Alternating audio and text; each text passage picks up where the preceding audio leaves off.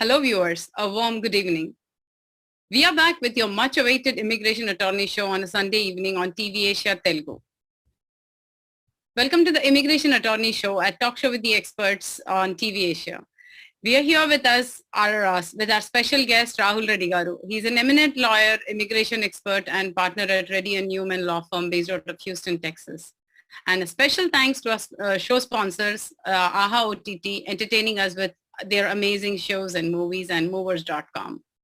And firstly, very sorry that we had to start this show very, very late. There were some technical challenges in getting us in. And thank you so much, Rahul Garu. Thanks for inviting, Sita Garu. So sorry, Andy, for all the challenges that we had. Yeah, going to the main topic, Sita Garu, that we see that 1 million visas were being processed by the U.S. consulates in India. That's a very record number, though. And there's 1.2 million people have visited USA in the financial year of 2023, which ended on September 30th, which is a very record, though. And 10% of the entire global world visa applications are coming from India alone. 20% of all the student visas are applicants are only from India, which is very good. And 65% of all the H-1Bs and L visas are also from India. 65% of the entire world. So this shows how much close we are with United States right now. We align with India and US alliance is the two biggest democracies in the country. We have similar ideas on democracy, and most probably, back in olden days of when the Russia was, Soviet Union was there, we probably were not in good relationship with USA, but right now our relationship is very good. With China not being that closely with USA, it's also helping us a little bit. And they have expanded, now they have opened a new consulate in Hyderabad. They were running from a temporary office. Now they moved and expanded. Hyderabad consulate most probably will be the busiest consulate in the entire world, US consulate in the world. It's going to surpass Chennai. It's going to surpass Varis, that used to be the biggest consulate. Then Chennai used to be the biggest consulate. Now Hyderabad is going to be if the things go as they are planned, they planned it to be the biggest US consulates in the entire world. That's how busy it's going to be. It's going to be very busier than Delhi, Calcutta. It's going to be very busy. It's going to be the busiest consulate.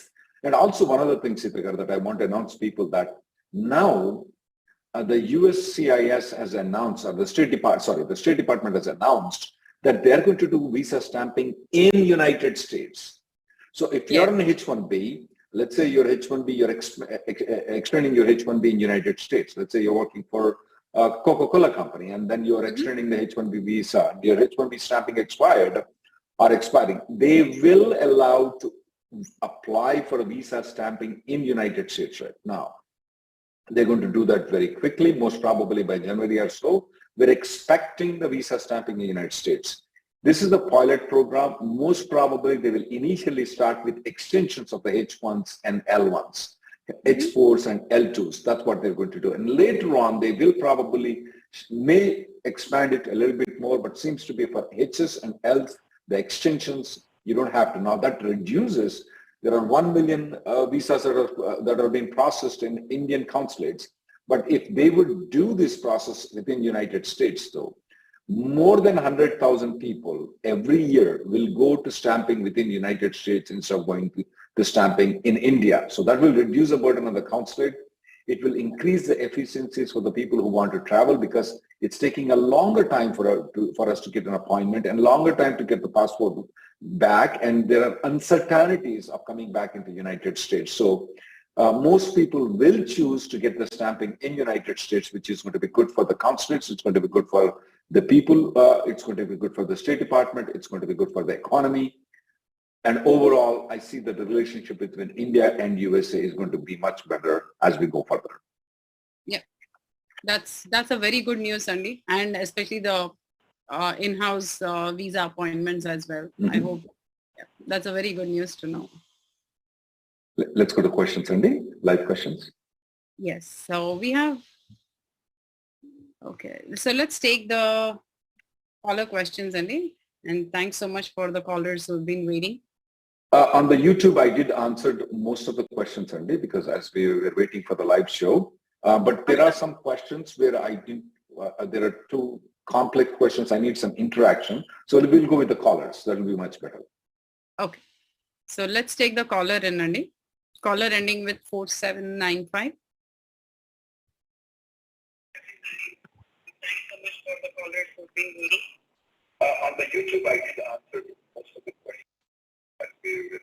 You need to put your TV off, sir, and ask questions. This is caller ending with 4795. You're already on the call. There could be some lag if you're hearing us on the OTT. I'm able to hear you. Yeah. Hi, Sita Garu. I'm able to hear you now. Yes, are you able to hear me back? Yes, very much. Yeah. Hi, Rahul. Thanks for waiting patiently, Andy. Please go ahead with your question. Yeah. Thanks, Rahul Garu and Sita Garu for taking my call. So my question is, my RGCED expires in March till 2024 and H1B expires the next month, April. We want to keep both. So will there be any priority issues? Like already the window 180 days window opened for GCED. So is there any problem if we apply GCED first than H1B? Or is there any protocol like we should apply this one first? There is no protocol that you have to. There is nothing like you have to apply H1B first, EAD first, this one second. There is nothing. You can do whichever it is. But whenever you're applying extension, I just want to make sure that you're applying the extension of that particular EAD or H1B before it expires. Since you are expiring in April of 2000 and you said April of 2024, you are on the 6 months window. I want you to do EAD as soon as possible. Of course, H1B is in the hands of the employer. Whenever the 6 months window comes in, they can. But there is no protocol. You have to apply EAD first or H1B first. Okay. And also, so if we apply GCED first, then there is a 6 month extension, 540 days automatic extension or something, automatic renewal rule is there, I guess. Will that be still, okay, it will still be inactive? It will be active, yeah, you're right.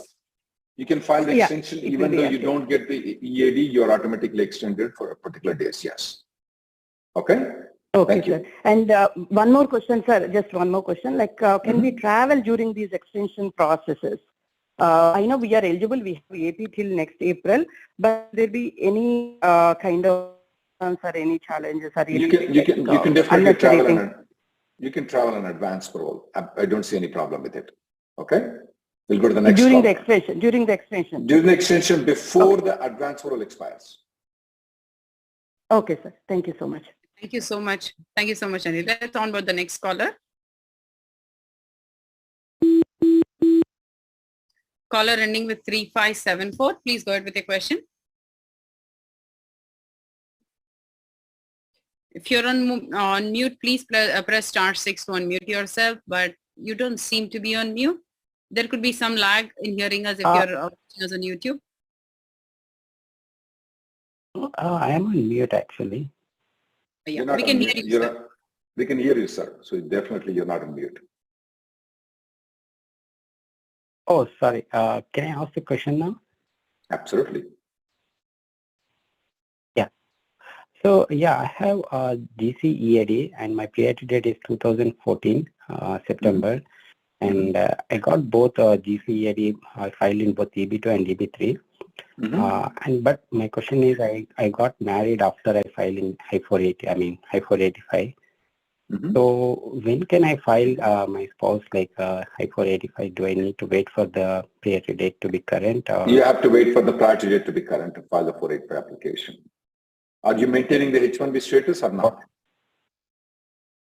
I'm maintaining H1B status. So can I, if I can switch GCED, so how is my spouse is going to lose the status, right? I mean, she's going to lose the status.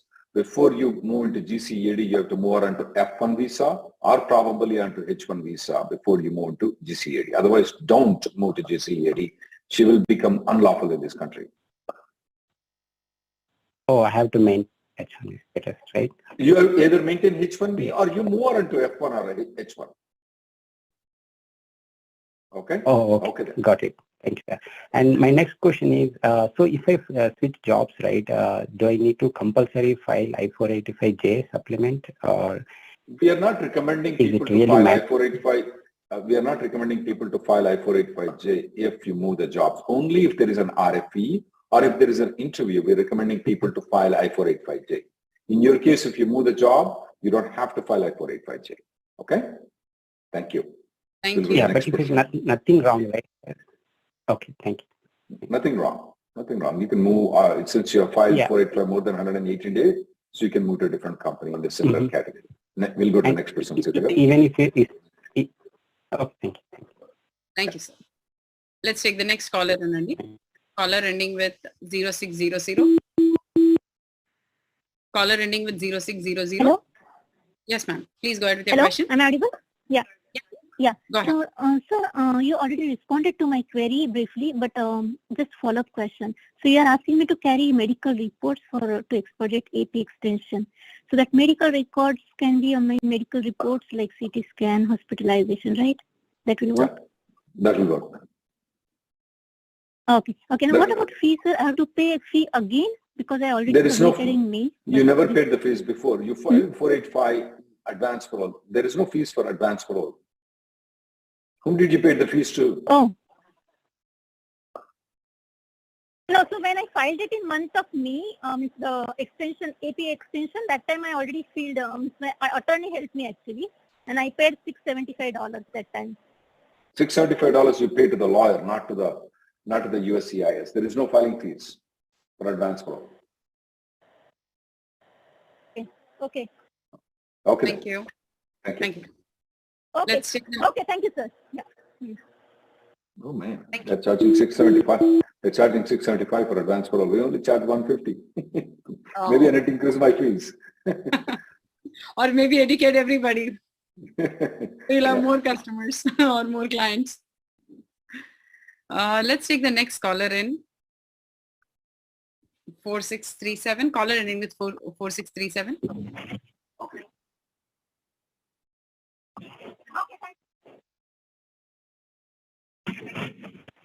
Hello.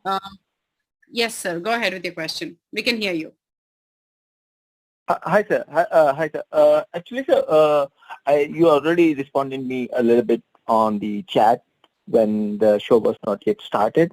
My question is that me and my fiancé, my wife, for a marriage-based green card, we received a medical RFE, and we responded it back about 2 weeks ago.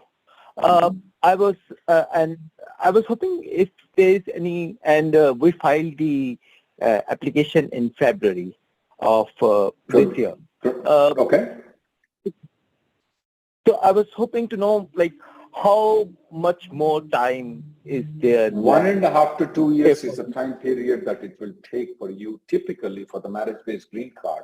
If you filed in February, though, 1.5 years will be somewhere in maybe June of 2024 to approximately February of 2025 is the time period you should be expecting a green card. Of course, they will call you for an interview, for interview. There's a good chance for it. And they will interview you and give you the green card at that time. Okay? I also heard that in some cases they give medical RFE, they waive off the interview. Is that There true? is a chance. There is about 5 to 10% of the cases that they waive the interview and then give the green card. There is a chance for it. Yeah, there is a chance for it. They may waive it, sir. Sitagar, can you hear me? I can wait. I hear you, sir. Yes. Well, that means that he cannot hear. Okay, we'll go to the next call. No problem. Yeah. Let's take the next caller in. Caller ending with 6662. Caller ending with 6662.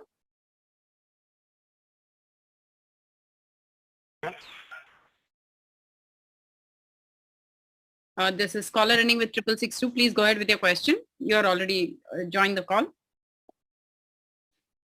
Yeah, hi. Sir, Rahul Sharad here. This is my question.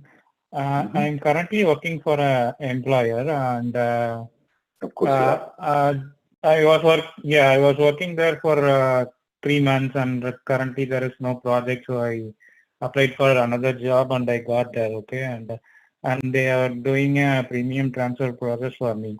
And while doing the premium processing, what happened is I received a RFE, and the RFE is stating like that that my current employer has filed my petition in one location, and my pay stub is running in some other petition because I am working remotely.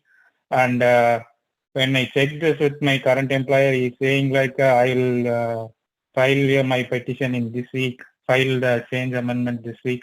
I don't know what to do in this scenario. Is there a solution for this? So the H1B LCA location is X, but you're working at Y, is that right? Right, sir. Okay. You need to contact offline, because I don't want to advise you on the YouTube while everybody is listening. You may want to contact a lawyer privately, okay?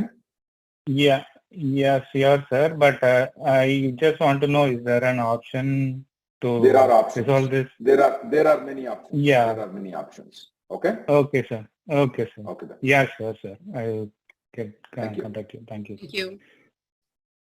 Rahul Garu, let's take a couple of YouTube questions, Andy.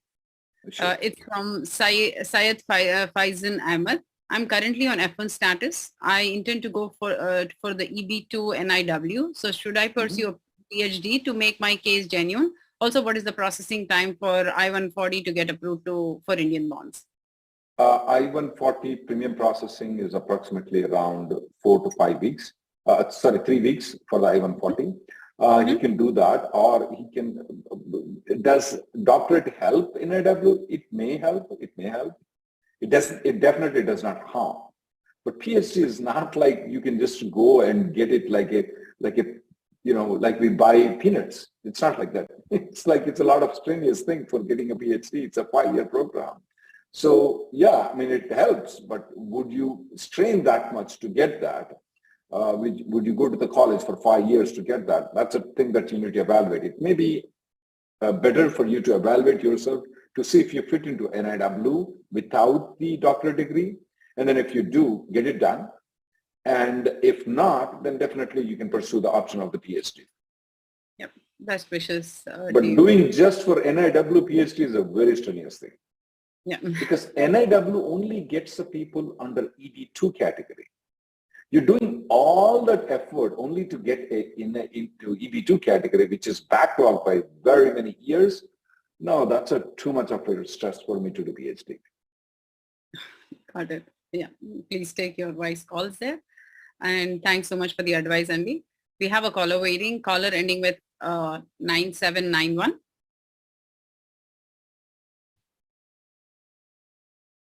Caller ending with 9791. Please go ahead with your question, your live stream.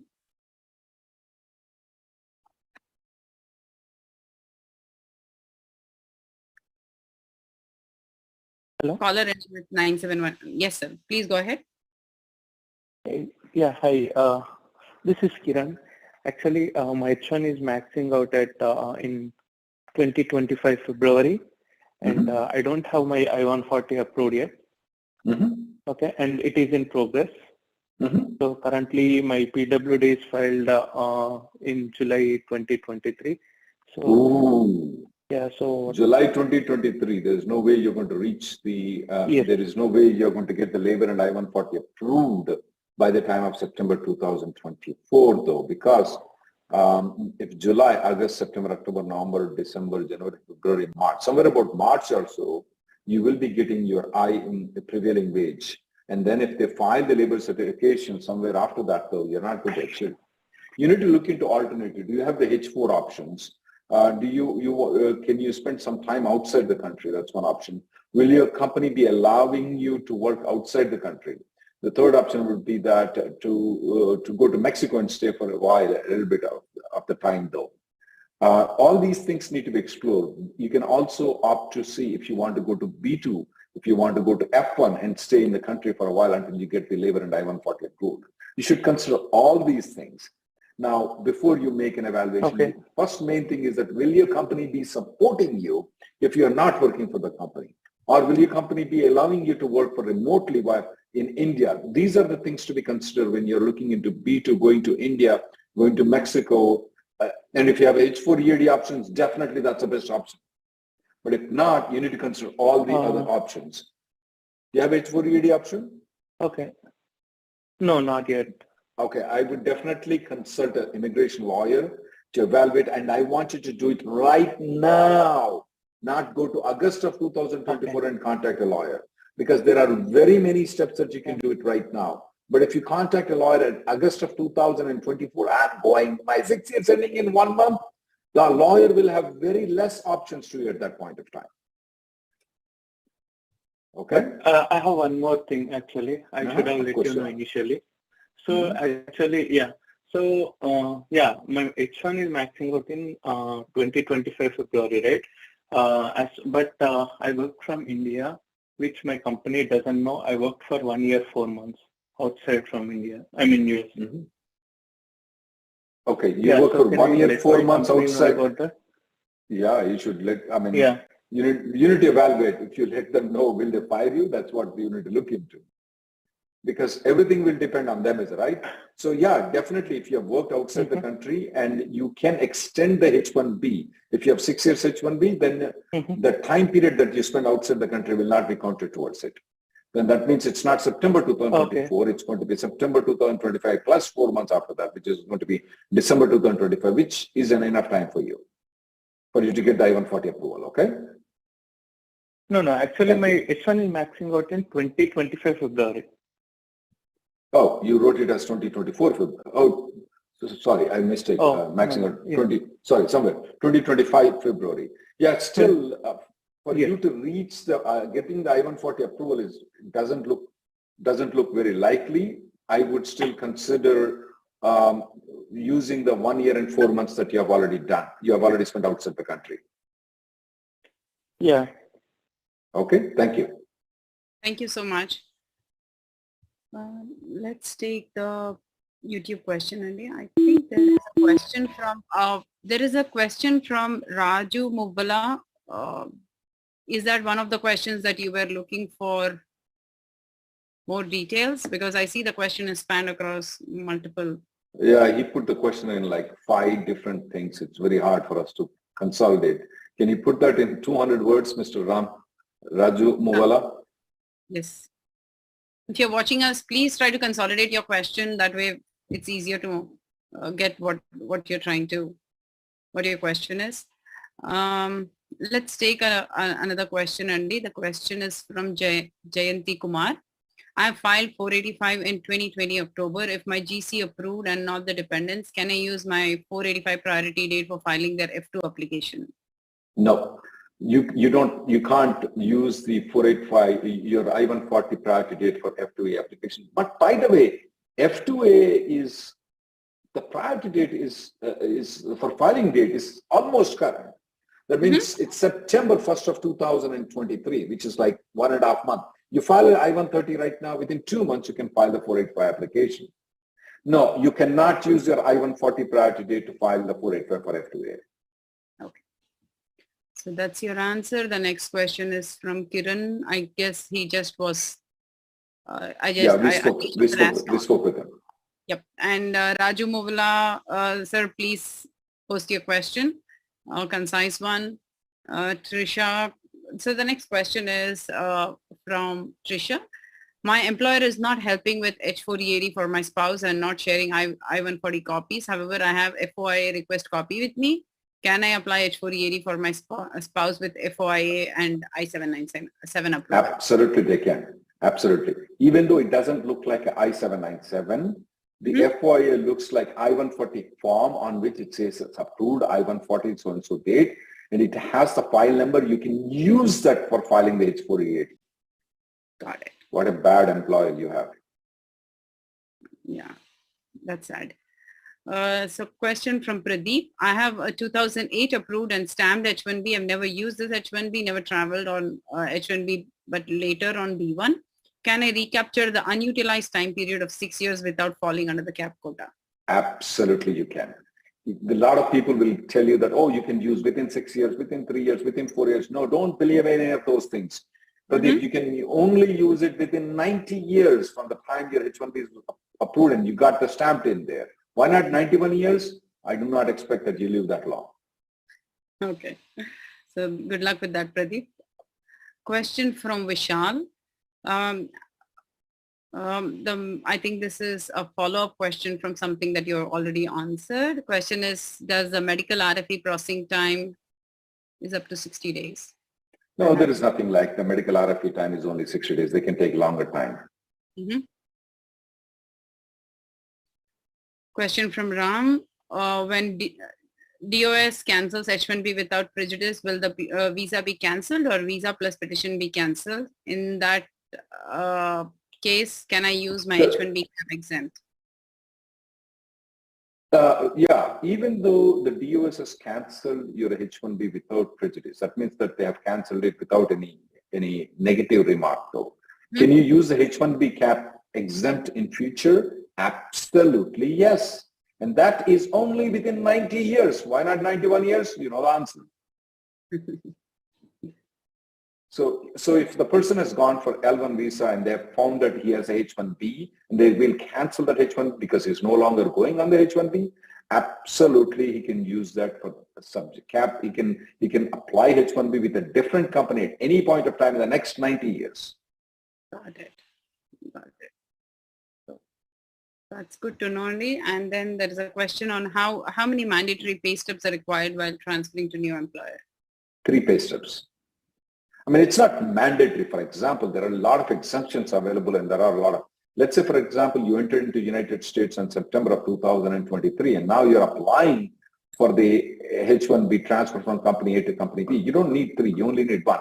But if you have been staying in this country for all along and then now, let's say, for example, past 3 years and now you want to look into the pay stub though, you need 3 pay stubs. Not only you need 3 pay stubs, so in the pay stub though, there will be a record for the entire year how much you got the payment for. So if you just provide the September pay stub though, but the September pay stub's year to date payment is only less than what the LCA wages is, then you are in trouble. Even though you're producing July, August, and September, what about January to July? You didn't get anything and you only got in July to right now. You have trouble in getting the H-1B transfer. Okay. That is good to know. The next question, I guess Raju Movala put his question here, Andy. Let me. It's my priority date is March 2013, was current in EB2 last year, and employer B attorney filed for I-485 based on the previous employer A approval of I-140 without the I-485J. Can I work on my own company? USCIS accepted the I-485 application and sent an RFE for 485J after 6 months of filing. By that time, the PERM and I-140 with employer B have been approved. They responded to the RFE of 485 with a request for job portability under NIA section 204. Okay, he's going too long and he needs to consolidate the question. There is something called, Mark Twain said, I'm writing you a long letter because I don't have a time to write a short letter. First thing, because writing short will take time. Writing long will not take time. One problem I have with this Raju Movala is that he filed 485 application from company A without the I-485J. Does he mean to say that he never got the company A never blessed the 485 filing? If that's the case, the entire 485 is wrong. Even though he might have submitted a 485J supplement with company B at a later date, the entire application is a fraudulent application. So let's assume, Sita Garu, if you get an I-140 approval with Microsoft, okay, and now you're working with Coca-Cola, what he is telling is that at the time when you filed the 485 application, Microsoft never gave the 485J supplement. They never gave the blessing for you to file the 485 application. So the basis of the 485 application is defeated completely. It doesn't exist at all. Now, if the Coca-Cola company might have filed a 485J, even if the USCIS might have mistakenly approved the I-485J from Coca-Cola company, the entire basis for the 485 is a faulty application. Got it. So I think you should consult a lawyer. I know that some of the one or two lawyers did that thing. That's completely fraud what they have done by filing a 485 application without the consent of the Microsoft in this case. got it. Okay, I guess you should have got your answer somewhere, Raju Mobalagaru, or please try to put a concise question or hop on the call and Yeah, and then, no, that's one thing, that whether he got the approval of the Microsoft when he filed the 485. That's the main thing. If he did not, then he's definitely doing wrong things. Yeah. Okay. The next question is from Venugopal Rao. Can I work on my own company in same I-140 category with my EAD? Waiting on I-485 approval. The plan is that would be the only work. Yeah, I mean, he can work with the same company and EAD. Absolutely not a problem. Does he need to file the H-1B extension? No, he doesn't need to. He's fine. Got it. Okay, is there, I think the next one, that was one of the last questions here, and I think after that I'm seeing Rajamogalagari questions. He has like, can I switch to AOS status and use EAD? No, he should consult a lawyer privately. I think that's your answer, Andy. Please try to consult a lawyer to get an expert advice. And you have Rahul Garu here as well. Please try to contact him on his form. Well, Rahul Garu, I think start my own company. I think Venugopal Rao put a question saying that he started his own company. That was, but I think the same answer would apply, right? What you just stated. Can he start his own company? On the 485 application, if you are the main applicant, you can start your own company and employ you. Absolutely not a problem. But it has to be in the similar employment, though, in a similar profession. But the USCIS will be testing the grounds a little bit more thoroughly. So when you are self-employed and there is some extra application form that you need to fill out other than the 485J supplement, yes, you can technically do it, but I want you to consult a lawyer and then do it. But the answer to the question is yes, you can. Perfect. We have a question, follow-up question from Krishnan. She's asking, while moving to the new employer H1 transfer, can I use FOIA copy after my H1 max out?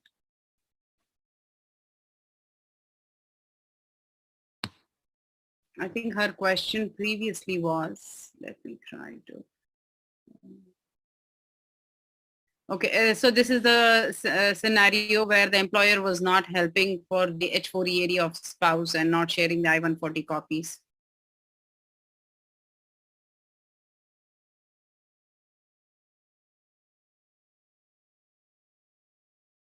I guess, Rahul Garu, there is some technique. I mean, you're hung. Your screen seems to be frozen, Andy.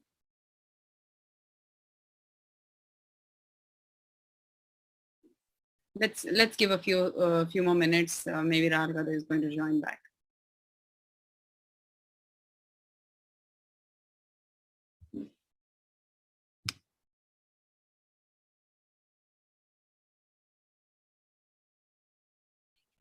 Sorry, I got disconnected. Stithakar, are you there? Yes, I'm here, Andy. Sorry.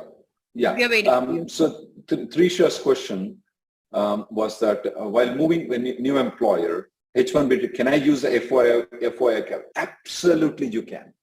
You don't need the I-140 approval. The FOIA copy is good enough for you to transfer from company A to company B.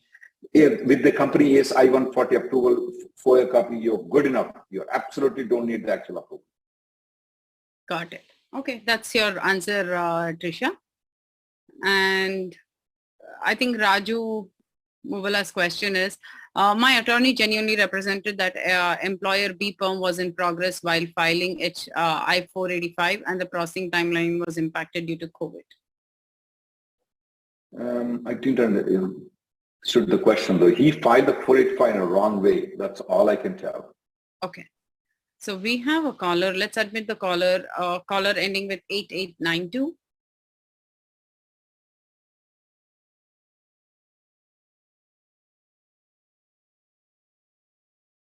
Hi, caller ending with 8892. Please You're on the live show. Can you please go ahead with your question?